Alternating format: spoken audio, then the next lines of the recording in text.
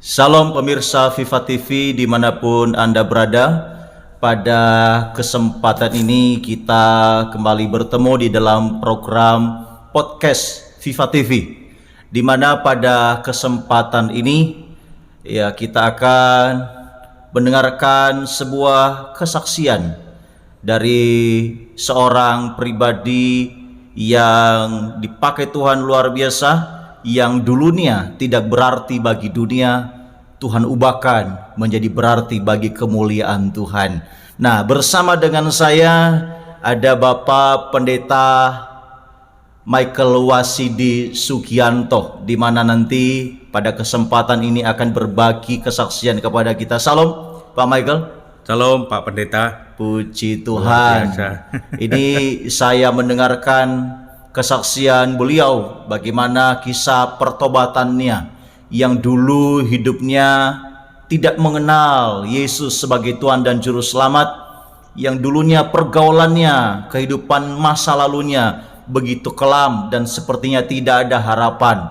Tapi di dalam Yesus tidak ada sesuatu hal yang sulit untuk Tuhan ubahkan, tidak ada sesuatu hal yang sulit untuk Tuhan selamatkan. Untuk itu kita akan mendengarkan bersama seperti apa kisah dan kesaksian hidup daripada Pak Michael ini. Nah, Pak Michael, mungkin bisa dijelaskan kepada pemirsa Viva TV, kira-kira seperti apa sebenarnya masa lalu, background daripada Pak Michael ini sebelum terima Yesus? Seperti apa kehidupannya? Ya, Salam Viva TV ya. Yang saya kasih semua yang ada di rumah maupun juga yang ada dimanapun saudara ada saat ini yang bisa menyaksikan kita semua. Saya percaya ini merupakan satu kesaksian yang boleh saya bagikan untuk saudara semua dan bisa memberkati. Semoga ini bisa menguatkan kita semua. Amin. Baik, Pak Pendeta Peter, saya pada masa lalu saya dilahirkan di usia saya dilahirkan di tahun 1975. Dari tahun itu saya dilahirkan dari seorang ibu suku Jawa dan seorang ayah suku Cina. Jadi berkolaborasi Jawa dan Cina sehingga anaknya menjadi seperti ini. Ya, jadi itu merupakan satu kelahiran kolaborasi antara Cina dan Jawa. Dan orang tua saya ya, puji Tuhan, sampai hari ini ibu saya masih ada dan papa saya juga sudah dipanggil Tuhan, tapi sudah dalam keadaan mengenal Yesus.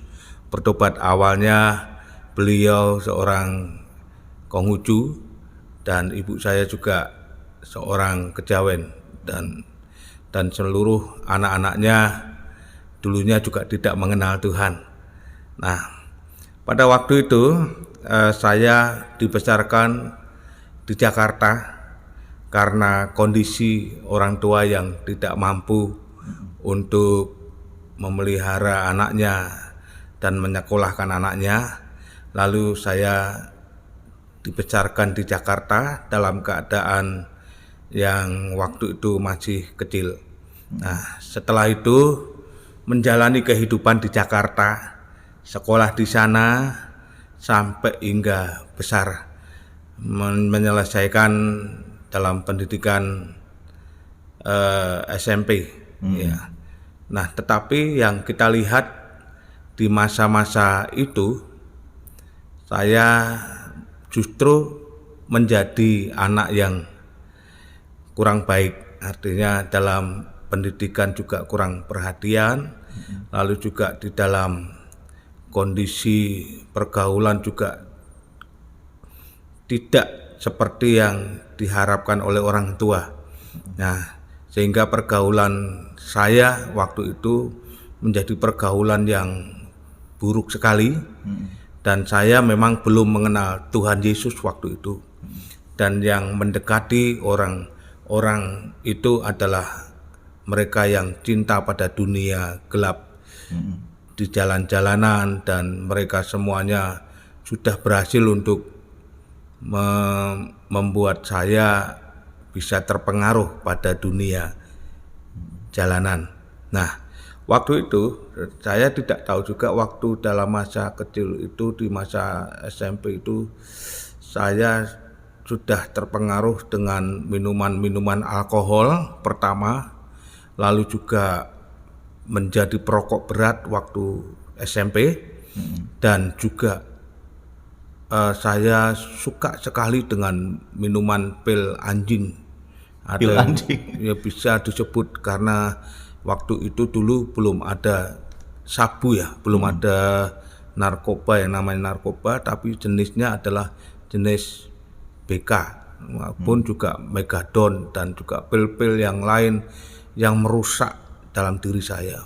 Nah, sehingga saya seharusnya sekolah tidak sekolah, harus selalu bolos. Lalu juga saya yang seharusnya pulang tidak pulang. Hingga sampai terus itu saya lakukan sepanjang hari, saya minum. Terus itu dalam keadaan saya sebenarnya ya sadar.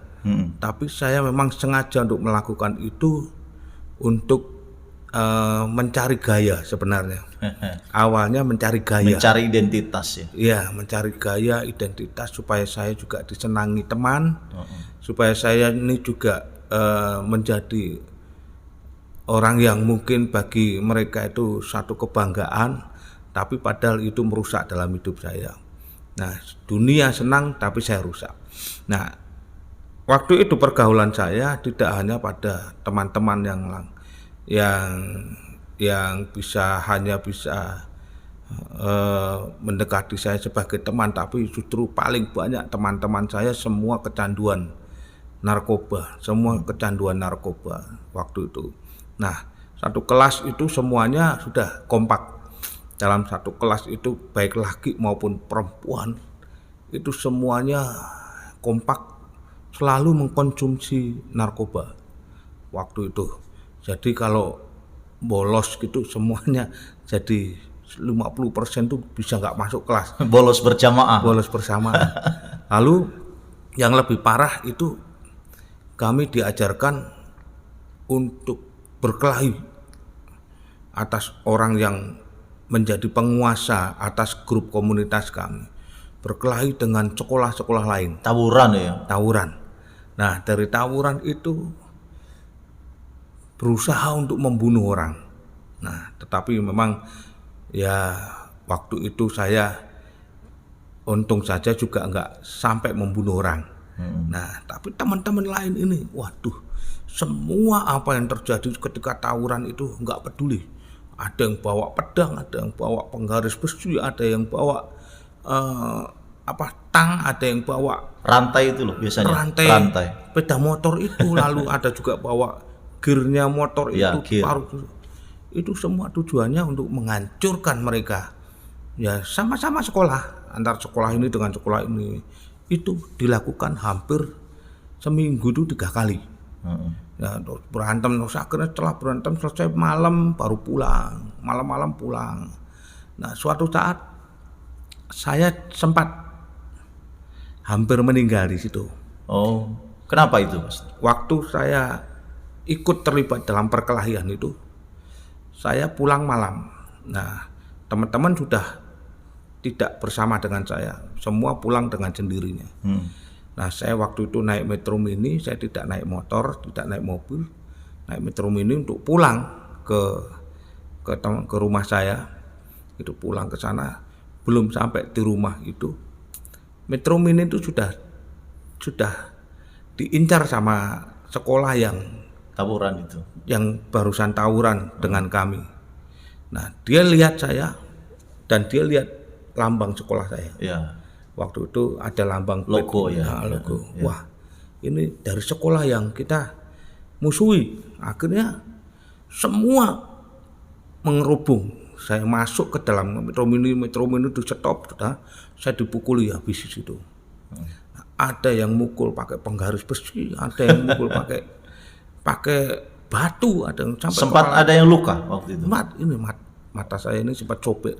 Oh. Nah, itu di sawat nggak tahu pakai apa, mungkin pakai batu apa. Saya waktu itu nggak sadar, tiba-tiba saya pingsan di situ. Tapi baju saya berlumuran darah.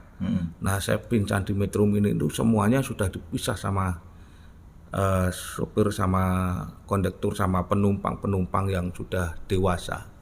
Jadi anak-anak itu langsung Metro Mini-nya bawa lari saya sampai jauh dari gerombolan tersebut.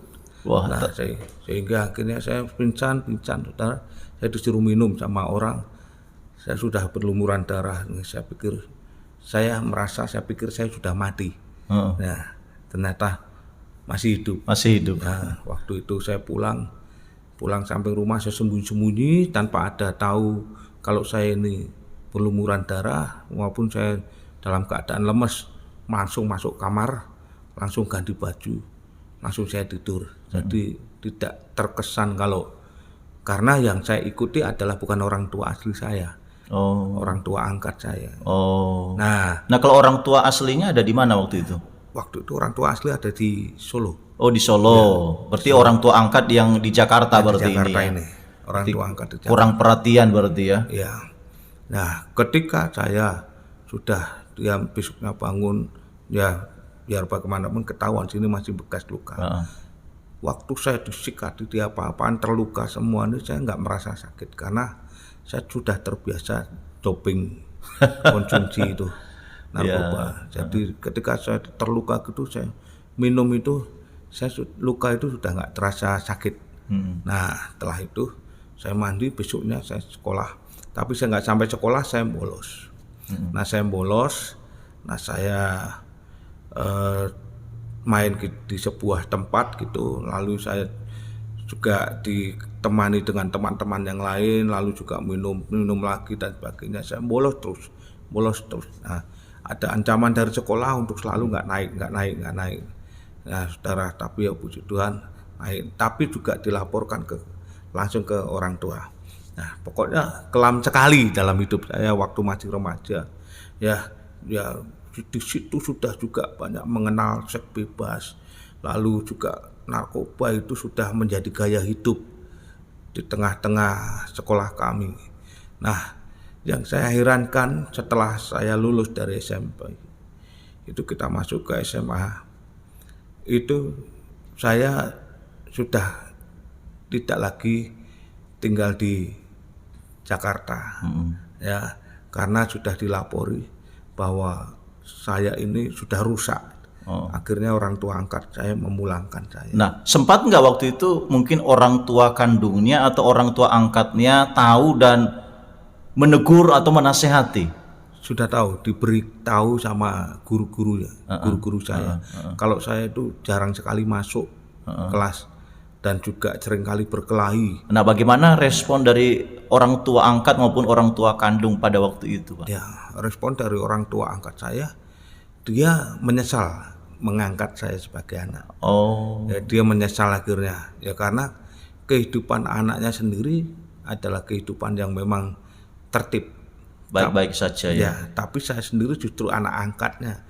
Saya bikin pusing malah. Lebih parah, lebih bergaya keduniawian yang kuat, konsumsi narkoba, minuman keras, bolos, bertengkar, berkelahi dan sebagainya, seks bebas di mana-mana. Nah, dari itu akhirnya orang tua angkat saya menyesal, lalu dipulangkan dan juga orang tua asli saya diberitahu semua terjadi seperti ini. Nah, akhirnya saya harus tinggal bersama dengan orang tua. Nah, setelah itu saya mendengar bahwa setelah saya jauh dari teman-teman ini, tiba-tiba setiap waktu itu saya dikabarkan satu persatu teman-teman saya di sekolah itu meninggal. Loh, meninggal karena? Ya, ada yang meninggal karena bertengkar, tawuran, overdosis. Nah, ini yang kebanyakan overdosis. Jadi satu kelas saya itu bisa dihitung orang yang masih hidup. Padahal mahasiswa muridnya hanya 42 anak. Ya, 42 anak itu cukup banyak, tapi yang hidup tuh bisa dihitung pakai jari. Semua meninggal karena doping narkoba. Berarti yang sisa termasuk Pak Michael ini. Termasuk saya. Ya, puji Tuhan.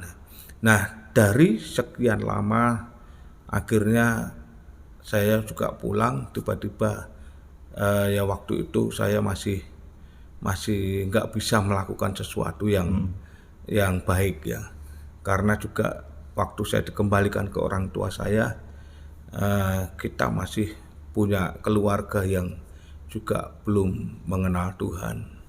Nah, tiba-tiba lalu ada sekumpulan anak muda di daerah sekitar kami mengajak saya untuk awalnya dibesuk, mengajak saya untuk berdoa di gereja.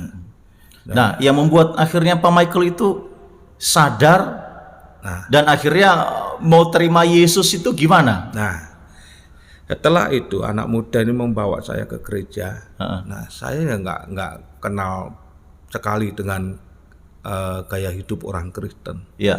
Nah, tapi ada anak muda, kenapa saya bangganya anak-anak muda yang sepantaran dengan saya ini yang melayan saya, lalu dia membawa ke gereja untuk didoakan.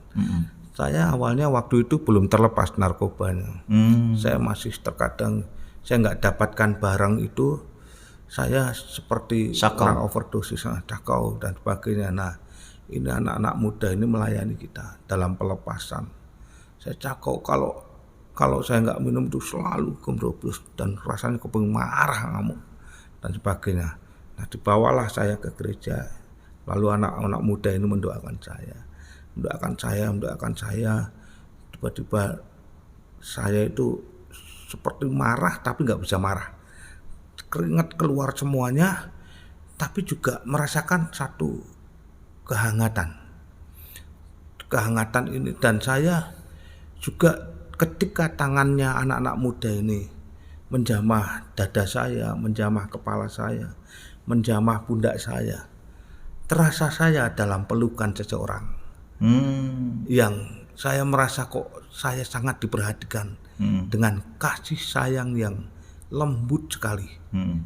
Saya merasakan hal itu, tapi saya tertutup mata saya dan saya nggak bisa membuka mata saya, cuma tertutup terus. Ketika didoakan tertutup terus, nggak bisa membuka mata saya, tapi saya hanya merasakan kelembutan pelukan seseorang ini gitu. Nah, terus tiba-tiba ketika ada anak muda yang mengatakan Tuhan akan mengasihimu, Tuhan akan menyayangimu sampai selamanya dan engkau akan menjadi anaknya yang terkasih. Nah, ada kata-kata itu, tiba-tiba selama ini saya membayangkan bahwa orang tua saya tidak seperti apa yang dikatakannya. Lalu juga teman-teman saya juga membawa saya juga akhirnya juga menjerumuskan saya. Sepertinya dia memperhatikan tapi menjerumuskan saya. Saya punya pacar saya dulu waktu SMP juga, pacar saya ini justru menjerumuskan saya juga. Menggunakan itu juga? Iya, menggunakan semua. Jadi sama-sama senasib. Senasib sepenanggungan. Ya, di dalam dosa tapi ya, terus akhirnya tapi ini saya merasakan sesuatu yang berbeda ketika Tuhan jamah hidup saya. Saya merasa seperti saya dianggap anaknya yang dikasihi, anaknya yang disayangi, dengan lemah lembut, dengan sesuatu yang berbeda terhadap pelukan-pelukan manusiawi. Nah, saya merasakan satu kehangatan di situ. Nah, tapi keringat saya keluar terus, tapi perasaan saya hangat. Satu pelukan yang saya rasakan. Terus setelah anak mudanya itu sudah ngomong amin, saya nggak bisa berhenti untuk menatap dan juga nggak bisa berhenti untuk melek gitu, nggak bisa buka mata gitu, masih belum bisa, masih tetap seperti dalam pelukan saya. Padahal doanya sudah berhenti. Nah, tahu nggak yang meluk itu siapa? Yang di waktu Pak Michael lagi menjamkan mata itu? Saya nggak bisa buka mata saya.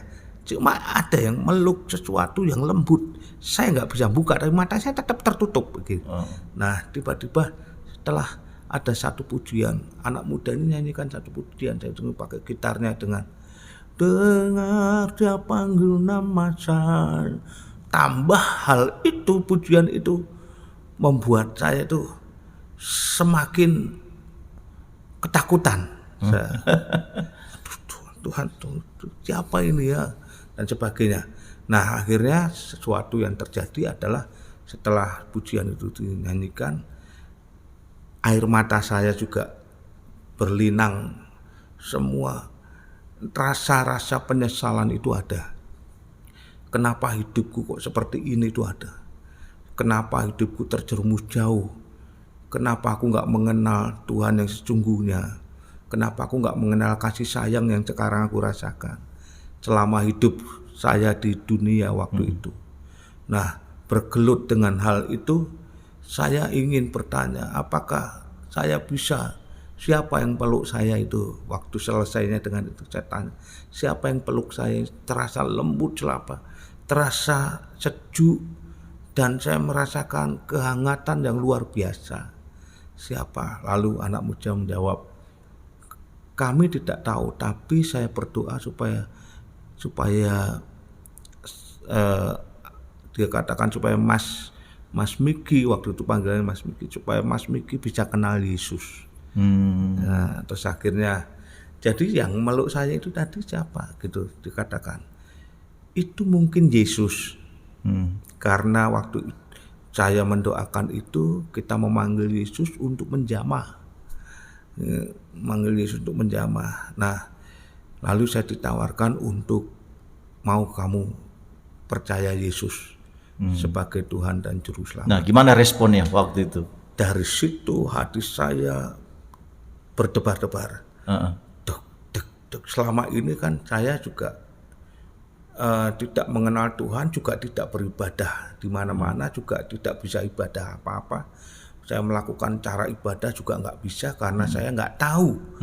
Agama juga nggak tahu. Saya hidup hanya di dalam dunia ini, terikat dalam dunia ini. Dosa yang mengikat saya di dalam dunia ini. Nah, saya waktu itu ketika anak muda berkata, maukah Mas Miki terima Yesus sebagai Tuhan dan Juru Selamat? Hati saya berdebar-debar. Kalau itu yang saat ini saya rasakan, kesejukan dari Tuhan Yesus itu, saat ini saya mau terima Yesus. Saat itu saya mau terima Yesus. Dan akhirnya puji Tuhan, mereka menjawab, lalu menuntun doa untuk saya. Mereka ini, Mas Miki ikuti doa saya, gitu. Lalu dia berkata, ikuti doa saya, Tuhan Yesus. Saya juga katakan Tuhan Yesus, ampuni aku. Dengan cara saya mengucapkan ampuni aku, nangis lagi saya. Selama ini dosa saya ini seperti apa ya, kok sampai penyesalan saya itu terlalu dalam. Nangis lang, Tuhan ampuni aku menyesal. Tuhan Yesus tolong aku. Hari ini saya ikuti terus doain, hari ini aku membuka hati sungguh-sungguh, menerima Yesus sebagai Tuhan dan Juru Selamat. Nangis lagi, terus nangis itu tidak berhenti. Nah, terus akhirnya kita setelah terima Yesus, kita didoakan, lalu ditemukan sama gembalanya di situ, lalu di konseling baptisan tentang baptisan itu di mana. Terus akhirnya saya memutuskan juga langsung untuk dibaptis. Saya itu dibaptis dan saya diberikan nama Mikael. Berarti dulu namanya itu cuman Wasidi Sugianto atau sudah ada Mikaelnya dulu? Belum, Wasidi Sugianto. Waktu masih hancur-hancurnya itu cuman Wasidi Sugianto toh? Wasidi Sugianto. Nah, berarti Michael itu pada waktu dibaptis. Oh. Iya. Nah, kira-kira pada waktu mengambil keputusan untuk bertobat, percaya dan terima Yesus, kira-kira ada tantangan nggak? Mungkin dimarahi atau dikucilkan atau gimana? Ada nggak? Ada. Ya, tantangan itu saya alami kalau dari keluarga nggak terlalu. Cuman kalau dari teman-teman yang dulunya mereka semuanya juga teman-teman satu sama-sama tidak mengenal Tuhan Yesus ya mereka mencaci maki. Nah, dari teman-teman yang mengenal saya dikabarkan saya sudah bertobat, lalu sudah ke gereja. Mereka kaget. Apa? Siapa? Wasidi yang dulunya itu konsumsi narkoba, preman dan sebagainya, sukanya gini. Tapi nggak ada tampang preman gitu. Sekarang Kalau dulu wah bengis. bengis pokoknya nggak ada sukacita sama sekali. Gitu. Nah, kok bisa gitu. Terus akhirnya mereka juga kadang kepengen ketemu saya. Saya pulang setelah saya bertobat itu, saya mencoba pulang ke Jakarta. Bertemulah orang-orang teman-teman saya yang saya dipancing. Tak aja yuk main ke rumahku. Ya saya mau, namanya teman ya. Main ke rumah. Di situ saya diikat. Diikat, kaki saya diikat, tangan saya diikat, mulut saya dibuka. Saya dikasih konsumsi lagi narkoba itu. Terus diminum sama bir. 1 pil masuk diminum sama bir. Pulang saya deler. Nah, terus akhirnya saya menyesal lagi, Tuhan, kenapa kok seperti ini? Jadi teman-teman saya ini tidak suka kalau saya ini bertobat. Gitu. Nah, tapi saya tetap perjuangkan, nggak apa-apa. Kalau begitu saya nggak akan, sementara saya akan jauh dari mereka dulu. Nah, terus akhirnya saya pulang lagi ke Jawa. Saya sudah nggak kembali beberapa tahun ke Jakarta.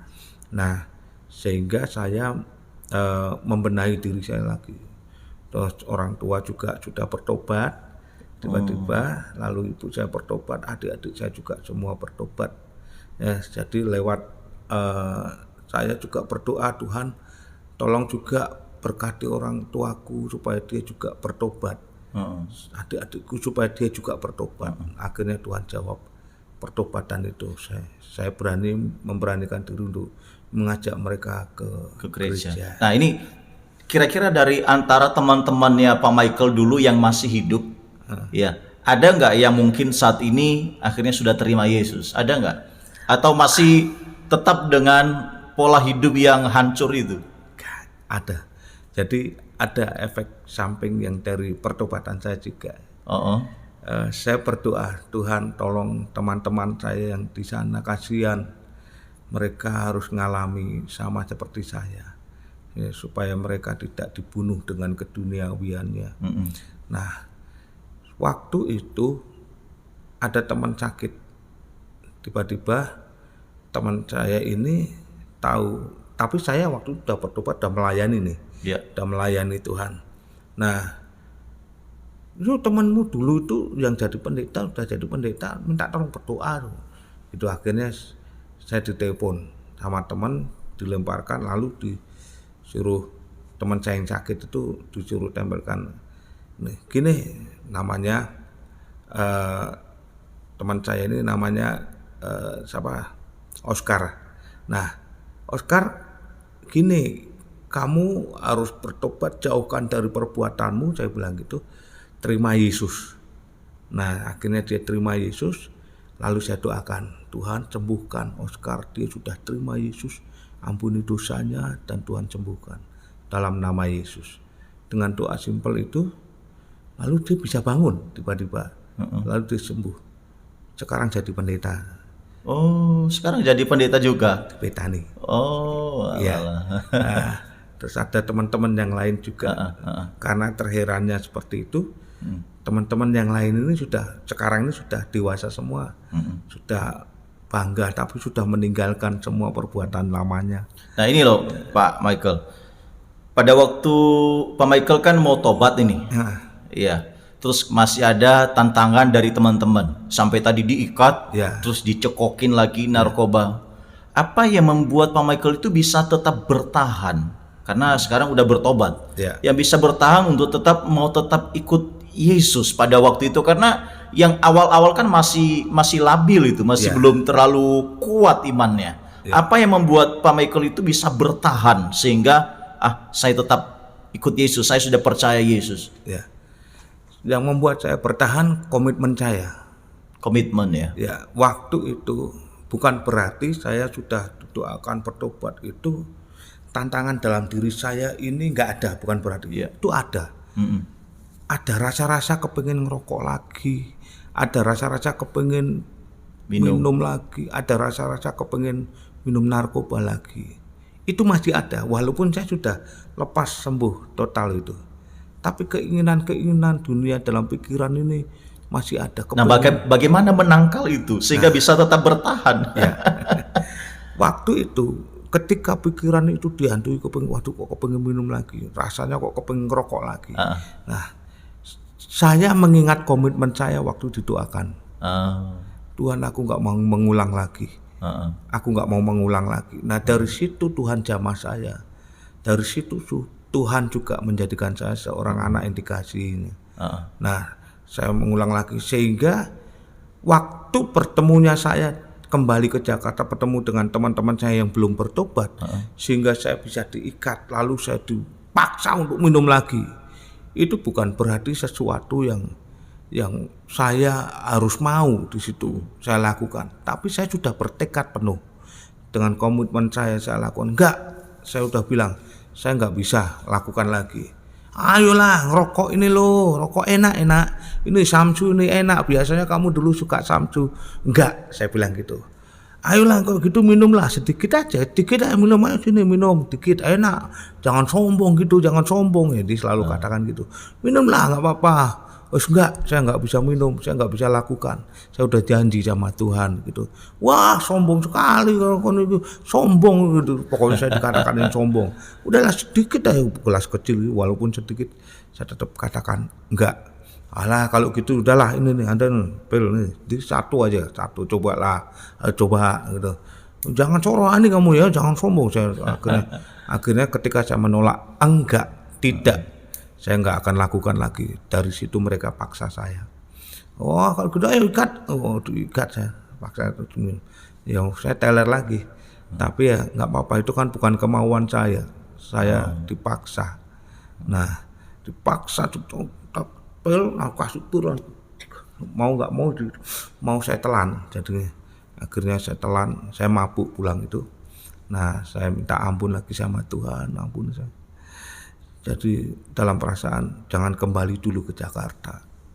Nah sampai ada teman yang sakit itu minta didoakan. Berarti untuk hal-hal seperti ini, ya khususnya mungkin bagi pemirsa Viva TV yang mungkin ingin keluar dari area seperti minum minuman keras, narkoba, rokok, pergaulan bebas, seks bebas, satu hal yang perlu diperhatikan, harus menjauhi komunitas yang seperti itu. Betul. Ya, harus menemukan komunitas yang baru, yang bisa menuntun kita kepada hal yang benar. Ya. Nah, Pak Michael, tadi kan saya sempat dengar juga orang tuanya, saudaranya juga dulu kan belum percaya Yesus. Ya. Gitu. Berarti duluan Pak Michael ya yang terima Yesus dulu ya. Ya. Nah, bagaimana ceritanya yang orang tuanya itu sama keluarganya? Apakah karena Pak Michael yang bersaksi atau gimana? Ya. Jadi sebenarnya dari orang tua saya, ibu saya itu keturunan orang Kristen. Oh, dulunya. Cuman nggak percaya Yesus ya? Cuma nggak pernah ibadah, nggak percaya Yesus. Nah, dari kakek saya itu sudah Kristen. Oh, iya. Tapi ya seperti itu kehidupannya. Nah, sehingga bersamaan dengan ayah saya juga tidak mengenal Tuhan. Jadi mereka itu semacam seperti ateis. Oh. Jadi tidak mengenal agama gitu. Nah, jadi hidupnya ya tidak punya tujuan. Nah, dari situ hidup segan mati tak mau. Iya. Ya, akhirnya ketika saya mengenal Yesus ya mereka biarkan. Ya, ketika saya mau didoakan orang Kristen ya mereka diam-diam aja. Nah, jadi ketika saya tahu bahwa mereka juga perlu Yesus, saya yang cerita. Oh, iya. Setelah itu, ayolah, daripada hidup nggak punya tujuan, kita punya Yesus. Saya juga sudah bertobat. Ayolah ikut ke gereja. Nah, lama-lama satu persatu ikut. Oh, ada nggak mungkin peristiwa-peristiwa yang tragis yang membuat akhirnya bertobat terima Yesus? Ada nggak? Yang Apa kondisinya di dalam kondisi baik-baik saja? enggak. Jadi gini, ada ayah saya ini sakit waktu mau terima Yesus. Oh, sakit apa, Pak? Nah, dia punya sakit waktu itu stroke berat. Ya. Nah, stroke berat. Tapi waktu itu saya justru yang bisa mendoakan dia. Tapi syaratnya hanya satu, saya seperti mengikuti pemuda yang doakan saya, terima Yesus. Ya, terima Yesus. Nanti saya doakan paling Tuhan bisa sembuhkan, saya bilang gitu. Tapi dari situ ayah saya akhirnya ya, oke lah nggak mau, oke lah saya mau terima Yesus. Ya saya doakan gini, ya besoknya sudah sembuh. Dokter katakan stroke-nya udah hilang, gitu. Jadi pulang dari rumah sakit kan itu. Nah, awalnya nggak bisa jalan, nggak bisa. setelah didoakan Sembuh, bisa jalan. bisa jalan. Wih, puji Tuhan. Nah, terus akhirnya dia ke gereja. Oh, Seminggunya ke gereja, ikut kita ke gereja. Nah, itu ya memang ada kejadian gitu. Tapi yang lain-lainnya hanya ikut. iya. Saya perintah saya ke gereja, ikut semua ke gereja. Akhirnya bersama-sama sekeluarga ya. Nah, ya saya juga meninggal di dalam Tuhan. Adik saya ini juga narkoba yang nomor 2 dari saya. Oh, Narkoba, terus juga dia punya opo-opo membuat kekebalan tubuhnya. bergaul sama kuasa kegelapan ya. Kuasa kegelapan, dukun apa semuanya. Itu saya lepaskan juga. Didoakan. Saya doakan, lalu dia seperti manifestasi makhluk-makhluk gitu. Tiba-tiba dia ingin terima Yesus. Setelah terima Yesus, saya bawa ke pemuda. Selesai pemuda beberapa bulan, lalu saya sekolahkan ke Alkitab. Oh, sekarang jadi hamba Tuhan juga. Sudah jadi hamba Tuhan, tapi Tuhan panggil pulang karena sakitnya lama itu, dari tato seluruh tubuhnya itu kan ditato semua. Oh, mungkin efek dari masa lalunya ya. HIV. Oh, HIV. HIV-nya muncul terus meninggal. Berarti dulu ikut pergaulan bebas juga ya itu ya. Kalau kena HIV itu Ya, kayak suntik, seks bebas gitu kan. iya. Oh. Sama sebenarnya. Nah, gini Pak Michael, apa yang berubah dengan Pak Michael dan keluarganya dibanding dari sebelum percaya Yesus dengan percaya Yesus? Perubahan apa yang terjadi dalam kehidupan Pak Michael? Bahkan mungkin orang berkata, apa sih untungnya ikut Yesus? Nah, iya.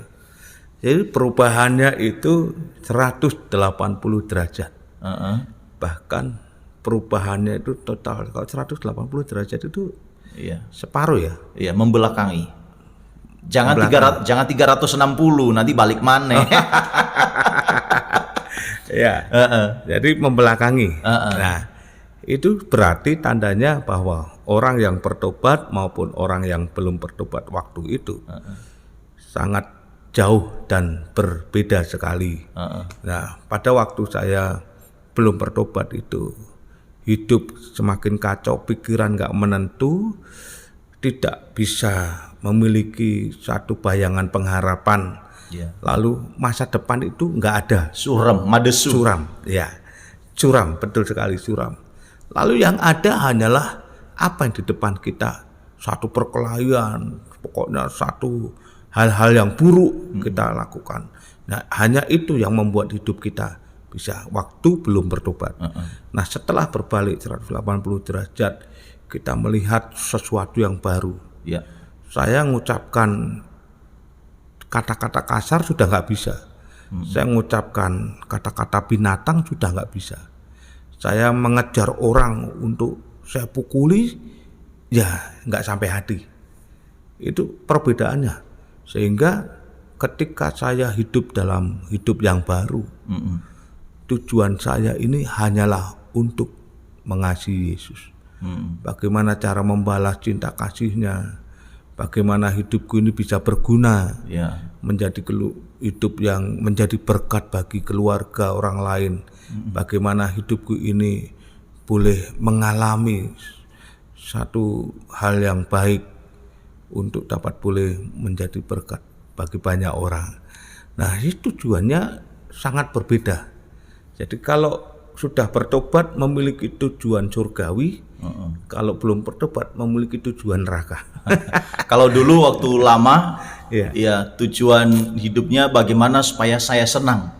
Oh ya. Betul ya? Ya. Iya, yang penting aku bahagia, yang penting aku senang. Iya. Pada waktu sudah bertobat terima Yesus, bagaimana supaya Tuhan itu senang, Ya. Tuhan itu dimuliakan gitu ya. Betul. Dan mungkin orang berkata, apa sih untungnya ikut Yesus? Satu hal yang luar biasa yang kita nggak bisa terima dari siapapun, yaitu keselamatan. Ya. Iya.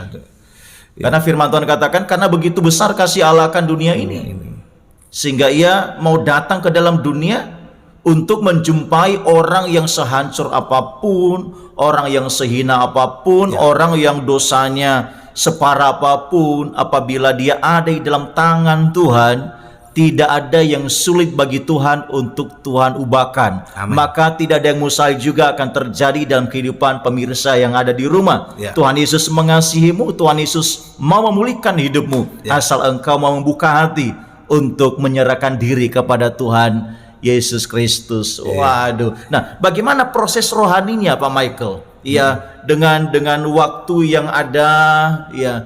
Bagaimana kemajuan rohani yang terjadi dengan kehidupan Pak Michael? Nah, ini ending dari hidup saya. Ya, puji Tuhan.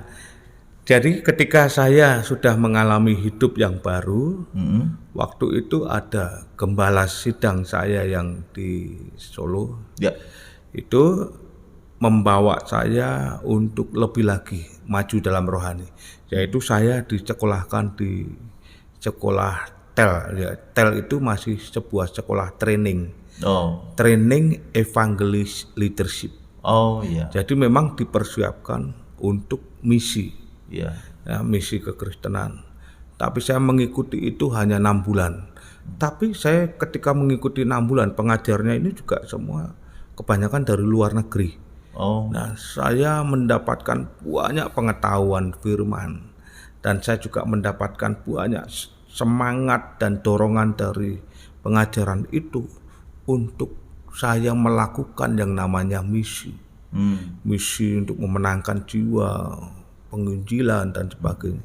Nah, saya lakukan. Setelah saya dari itu, saya langsung buka perintisan di Gunung Sugiwaras, Salatiga. Iya. Bersama dengan teman-teman, tidak sendirian.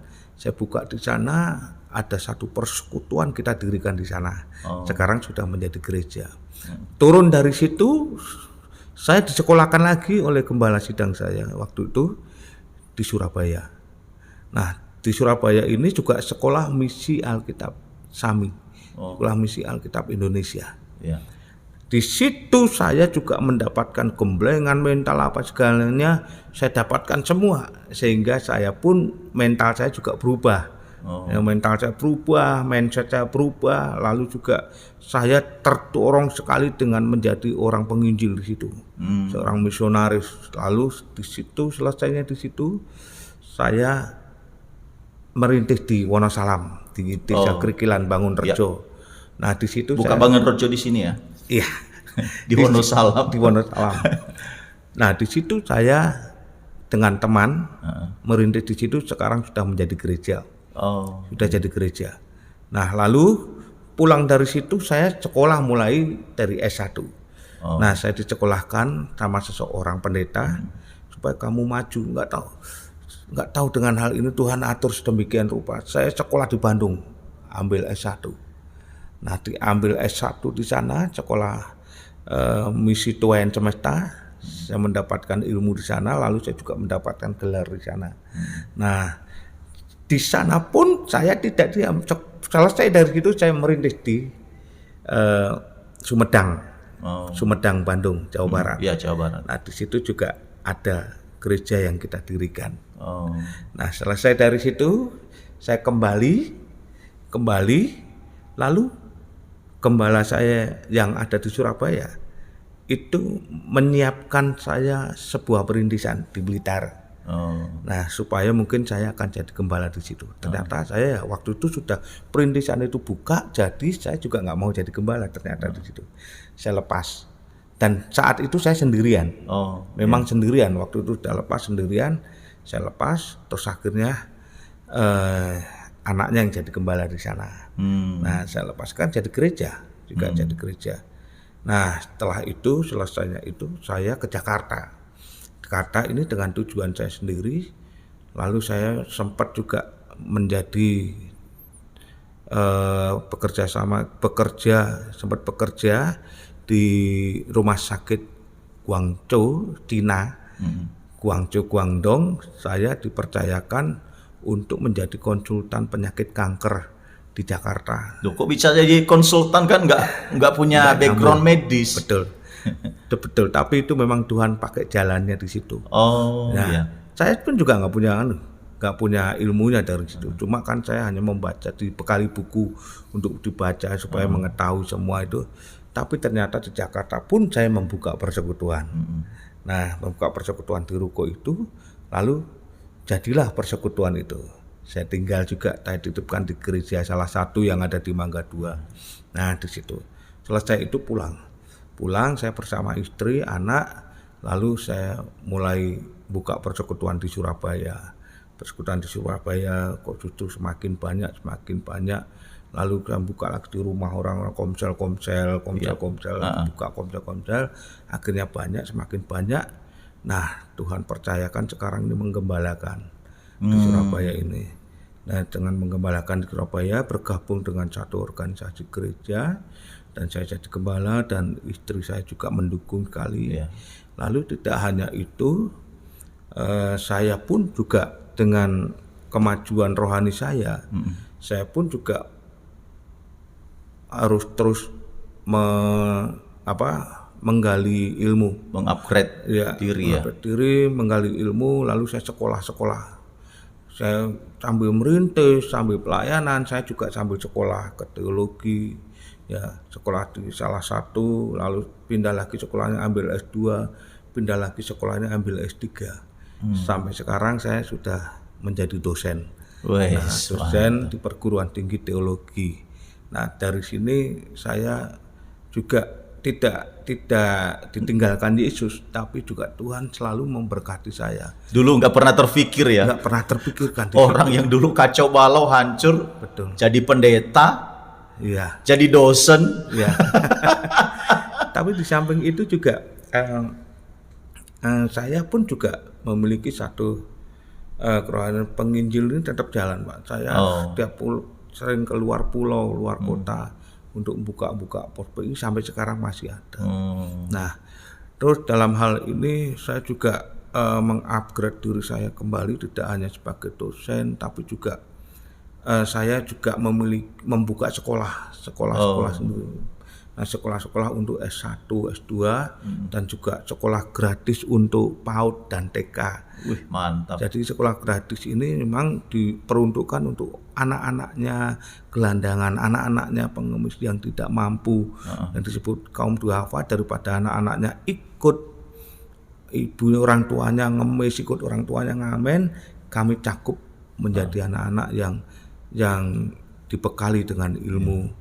Gratis, mereka masuk ke tempat itu gratis, bahkan kita membelikan seragamnya, sepatu, tas, alat tulisnya, meja, semua kita berikan.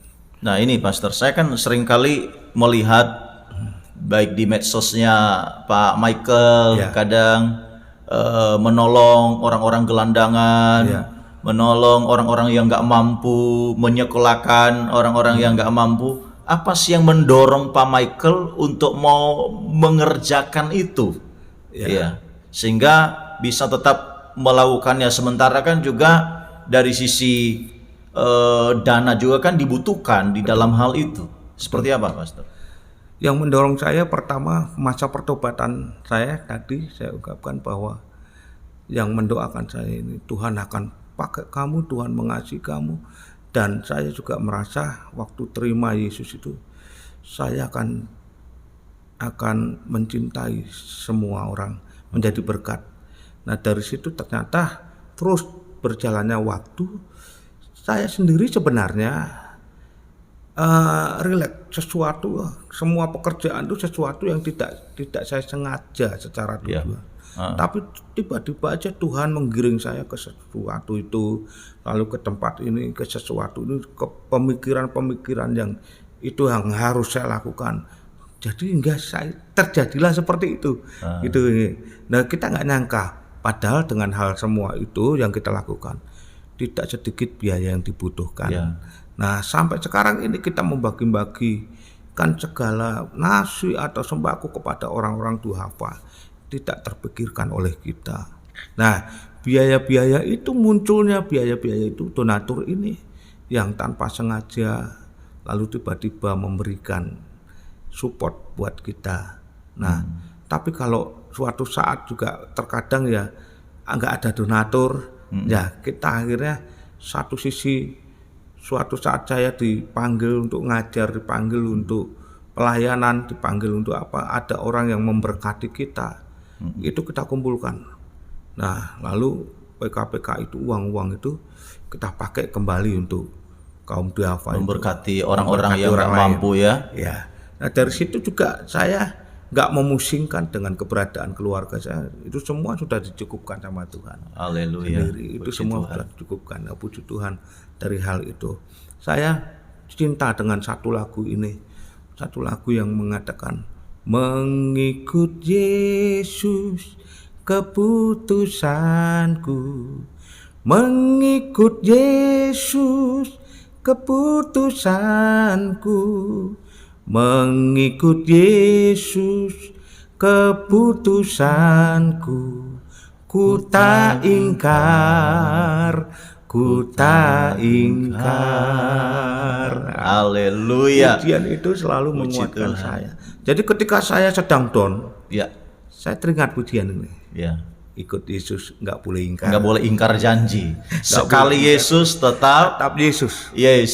Wah, satu hal yang luar biasa yang Tuhan telah kerjakan di dalam pribadi seseorang yang dulunya dengan latar belakang yang hidup yang hancur, pergaulan yang bebas, kehidupan yang kacau, tetapi diubahkan Tuhan menjadi luar biasa.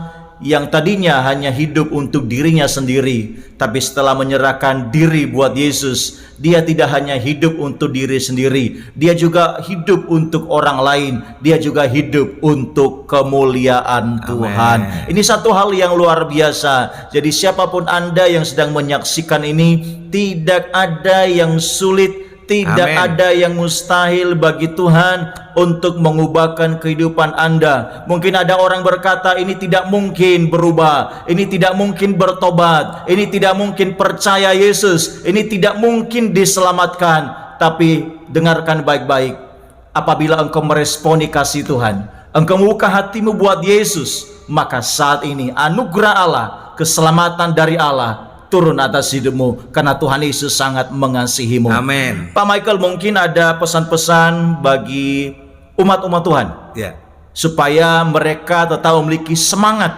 untuk menjalankan misi, mengabarkan Injil, menjadi saksi bersaksi, memenangkan jiwa bagi Tuhan. Mungkin ada pesan-pesan? Baik. Pemirsa semua yang ada di rumah maupun juga di studio, yang hari ini saya sudah menyaksikan kesaksian di mana Tuhan panggil saya untuk melayani Tuhan. Tapi satu hal, seluruhnya sudah dibereskan sama Tuhan. Keluarga saya dan adik-adik saya semua sudah melayani Tuhan. Dari orang-orang yang belum mengenal Tuhan. Nah, dalam hal ini saya juga membagikan kepada pemirsa, nggak perlu takut dalam panggilanmu. Tuhan akan mengerjakan semua itu untuk kemuliaan bagi Tuhan. Amin. Biarlah segala proses itu boleh terjadi. Biarlah segala apa yang menjadi tantangan dan rintangan boleh terjadi pada diri kita. Tapi ingat bahwa Tuhan mengasihi kita. Dia komitmen dengan panggilan kita. Ketika Tuhan memanggil kita, tidak akan membiarkan saudara dan saya tergeletak. Percayalah, semua itu akan terjadi dengan sesuatu yang baik. Tapi Tuhan akan pakai diri kita untuk menjadi berkat. Tetap semangat, berikan satu komitmen pada dirimu bahwa engkau mau melayani Tuhan. Amin. Engkau mau mengerjakan amanat agung, beritakan Injil kepada setiap orang yang belum percaya, dan beritakan segala kebenaran yang baik, dan cintailah hidupmu untuk menjadi berkat bagi banyak orang. Amin. Penginjilan lewat hidup kita juga lebih berkenan, dan Tuhan akan pakai hidupmu.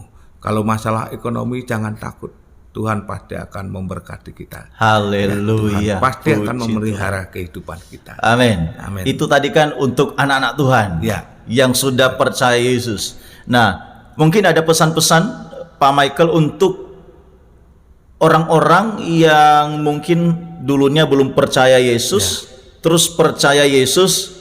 Bagaimana tipsnya supaya mereka tetap bertahan dan semakin semangat di dalam imannya kepada Yesus? Dan nanti yang terakhir, ya mungkin ada pesan-pesan Pak Michael bagi pemirsa mungkin saat ini sedang menyaksikan program ini, tapi dia belum percaya Yesus atau masih bingung atau bimbang. Bimbang. Wah, ini gimana ya? Saya melangkah enggak ya? Saya terima Yesus enggak ya? Nah, mungkin pesan-pesannya seperti apa supaya mereka yakin, kokoh di dalam iman kepada Yesus. Iya. Baik, pemirsa, orang yang mau mengikut Yesus, dia harus komitmen pada dirinya. Tuhan, aku mau ikut Engkau selamanya. Orang yang ingin terima Yesus, dia harus membuka hati, menerima Yesus sebagai Tuhan dan Juru Selamat.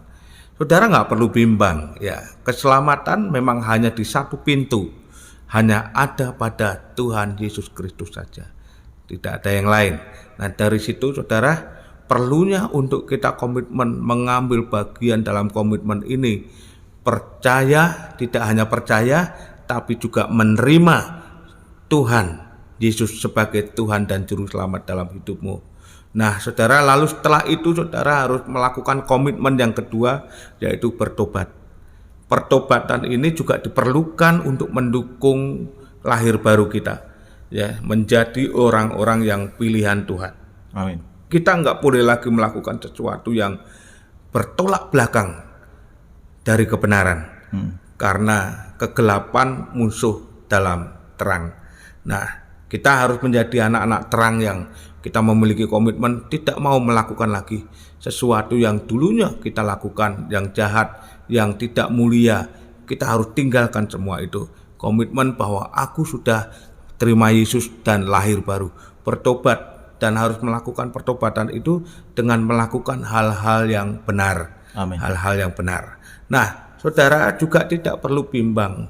Kalau sudah ikut Yesus, tetap Yesus, sekali Yesus tetap Yesus. Saudara, engkau akan diperhatikan dalam sesuatu hal.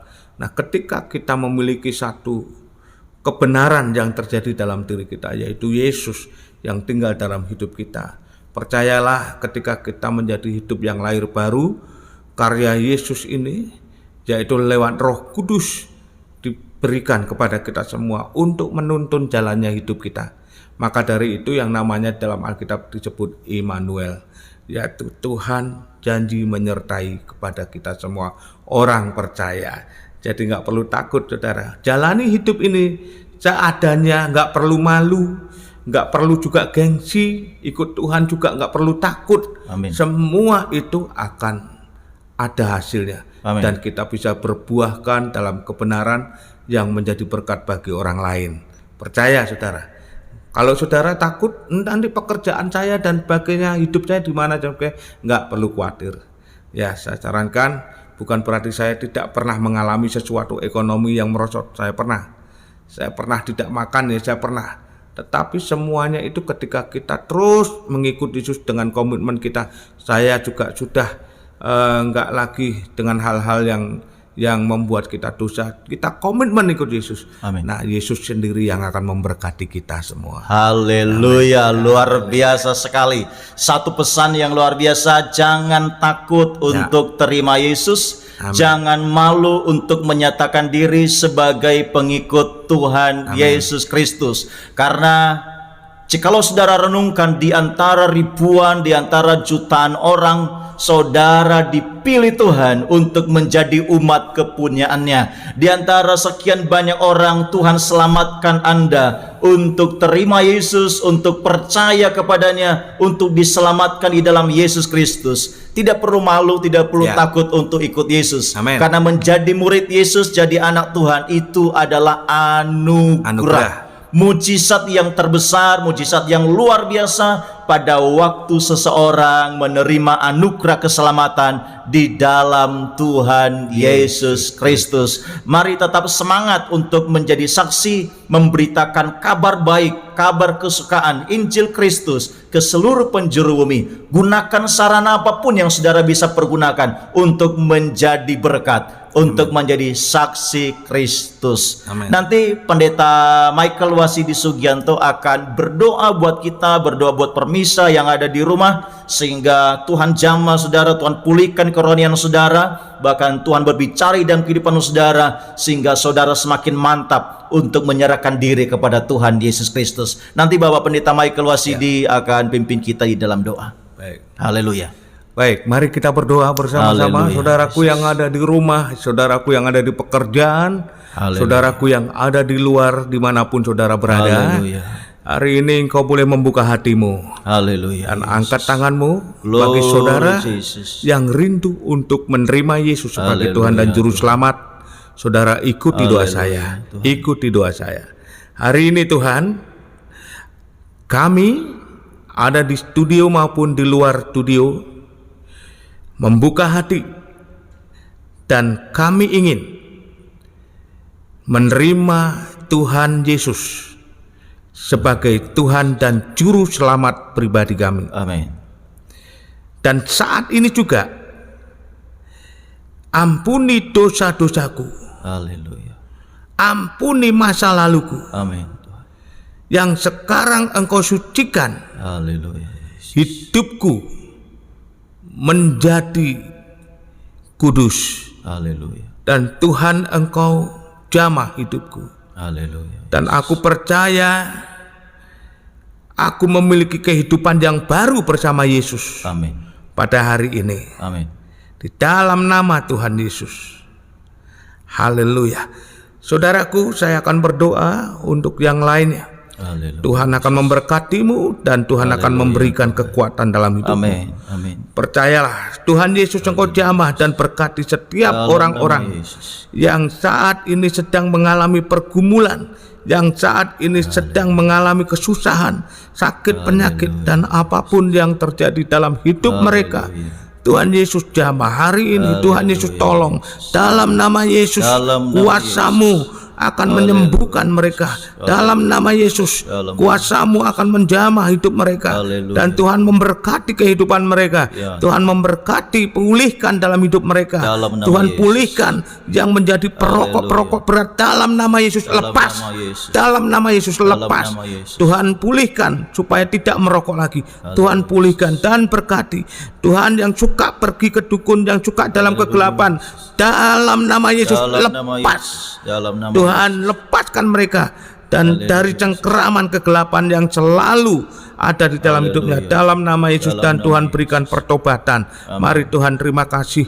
Dan saat ini kami juga berdoa untuk anak-anak-Mu yang masih khawatir, yang masih takut untuk menjadi Kristen. Hari ini Tuhan jamah supaya mereka dikuatkan, mereka disembuhkan, mereka dianugerahkan di dalam kasih sayang Tuhan untuk kekekalan, untuk kehidupan mereka sampai selama-lamanya. Berkati Tuhan mereka, pekerjaannya, rumah tangganya, berkati usahanya, berkati segala pelayanannya. Terima kasih Tuhan Yesus. Kami percaya semua Tuhan akan memberkati dari setiap orang-orang yang mendengarkan pada hari ini, sehingga kami semua bersuka cita karena Tuhan mengasihi mereka dan Engkau mengubahkan kehidupan mereka untuk selama-lamanya menjadi hal yang baik, menjadi hal yang benar. Nama Tuhan dimuliakan, ditinggikan sampai selama-lamanya. Terpujilah namamu Tuhan. Kami percaya Tuhan memberkati kami pada siang hari ini. Di dalam nama Tuhan Yesus kami berdoa. Amin. Amin. Puji Tuhan. Terima kasih Pak Michael atas kesaksiannya, waktu yang diberikan untuk berbagi kepada pemirsa Viva TV dan pemirsa sekalian, kiranya kesaksian ini bisa memberkati saudara, bisa menguatkan iman saudara, bisa meneguhkan hati saudara. Bahkan yang masih ragu-ragu untuk terima Yesus, pastikan bahwa tidak ada ruginya ikut Yesus. Ya, jikalau saudara saat ini engkau buka hati buat Yesus, itu karena Dia sangat mengasihimu. Ya. Dunia mungkin mengucilkan engkau, merendahkan engkau, tapi firman Tuhan katakan engkau berharga di mata Tuhan. Amin. Biarlah engkau membuka diri, membuka hati untuk Tuhan Yesus. Dia mau menyambut engkau dengan kasih-Nya yang luar biasa, dengan kasih-Nya yang besar, dan anugerah Allah turun atas hidupmu. Tuhan Yesus memberkati, Tuhan Yesus mengasihi setiap kita. Sampai ketemu di dalam program berikutnya. Shalom semuanya.